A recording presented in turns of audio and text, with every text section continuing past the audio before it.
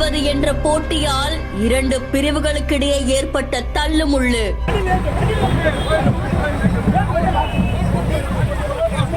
நாடு முழுக்க விநாயகர் சதுர்த்தி கடந்த 7ஆம் தேதி கொண்டாடப்பட்ட நிலையில தேனி மாவட்டம் ஆண்டிப்பட்டி நகர் பகுதி, அதுக்கப்புறமா சுற்று வட்டார பகுதிகளில் வைக்கப்பட்டிருக்கக்கூடிய சுமார் 103 சிலைகளை 8ஆம் தேதி மாலை ஊர்வலமா பல வாகனங்கள்ல வைகை அணைக்கு எடுத்துட்டு போயிருக்காங்க. இதுல கொண்டமநாயக்கன்பட்டி பகுதியில யார் வாகனத்தை முன்னாடி எடுத்துட்டு போறது அப்படின்ற மாதிரி இந்து முன்னணி அதுக்கப்புறமா இந்து மக்கள் கட்சியினரிடையே போட்டி ஏற்பட்டிருக்கு. இதனால போக்குவரத்துமே கடுமையா பாதிக்கப்பட்டிருக்கு. இதை கண்டிச்ச போது காவல்துறையினருக்கும் இந்து முன்னணியினருக்கும் இடையே தள்ளுமுள்ளு ஏற்பட்டதா தெரிவிக்கப்பட்டிருக்கு. இதை தொடர்ந்து ஆண்டிப்பட்டி காவல் நிலைய சார்பு ஆய்வாளர் சுமத்திய பணி செய்ய விடாம தடுத்து கொலை மிரட்டல் விடுத்தது, போக்குவரத்துக்கு இடையூறு ஏற்படுத்தினது. இந்த பிரிவுகளின் கீழே 20க்கும் மேற்பட்டோர் மேல போலீசார் வழக்கு பதிவு செஞ்சிருக்கிறதா தெரிவிக்கப்பட்டிருக்கு. இந்த சம்பவம் அந்த பகுதியில் பெரும் பரபரப்பையும் அதிர்ச்சியையும் ஏற்படுத்தியிருக்கு.